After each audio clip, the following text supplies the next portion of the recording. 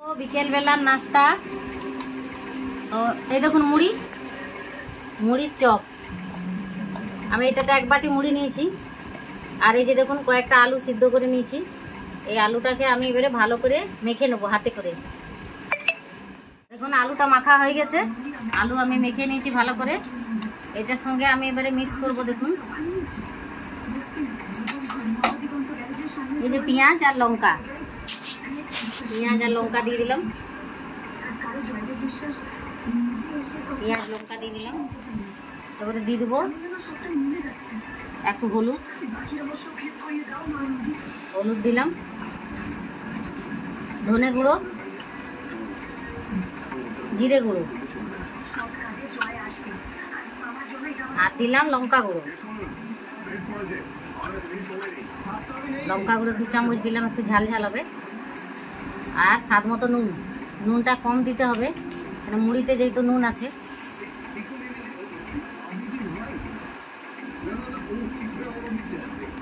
এরপরে দিয়ে দেবো একটু গরম মশলা।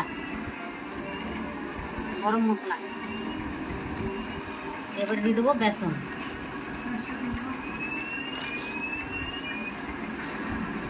দিয়ে ভালো করে একটু এটার সঙ্গে মিক্স করে এবারে দিয়ে দেবো মুড়ি।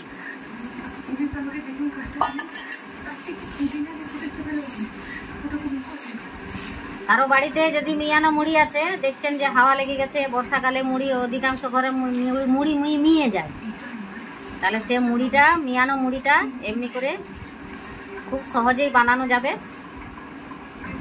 বানিয়ে খাবেন, মুচমুচে হালকা নাস্তা।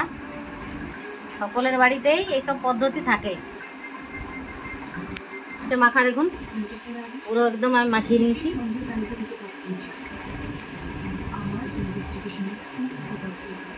এবারে একটু তেল মেখে নিলাম, তাহলে হাতে টুকরা হয়ে যাবে না, লেগে যাবে না।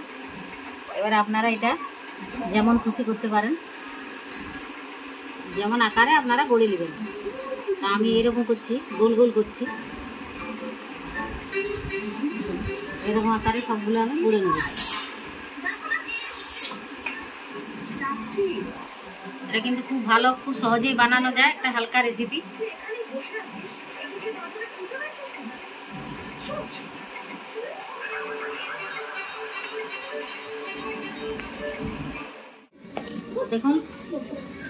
দেখুন আমার এটা গড়া হয়ে গেছে, চপের আকার করেছি আমি। কতগুলো হয়েছে দেখুন। আমি দেখুন এবারে কড়াইতে তেল বসিয়েছি, তেল দিয়েছি, তেলটা গরম হচ্ছে।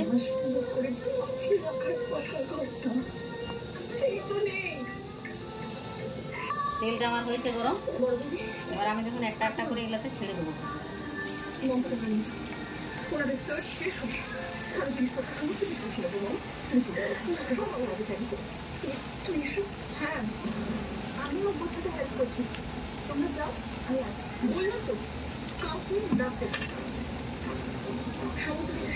খেলা দিই হয়ে গেছে এক পাশটা, আমি আরেকটু উল্টে দেবো এটাকে।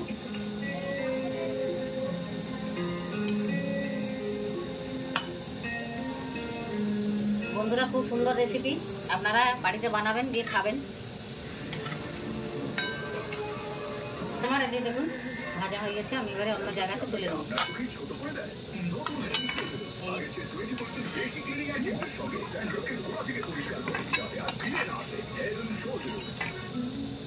দেখুন বন্ধুরা হয়ে গেছে আমার মুড়ির চপ বানানো। এক বাটি মুড়িতে কতগুলো চপ হয়েছে দেখুন, এক থালা। এবার এটাকে আমি ভেঙে দেখাচ্ছি।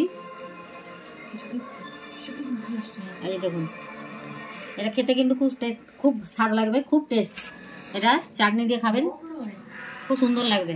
তো বন্ধুরা আমার ভিডিওটা যদি আপনাদের ভালো লাগলো, তাহলে অনেক অনেক শেয়ার করবেন, আর বানিয়ে খাবেন। খেতে কেমন হয়েছে কমেন্ট করবেন, আর সাবস্ক্রাইব করবেন, আর লাইক করবেন।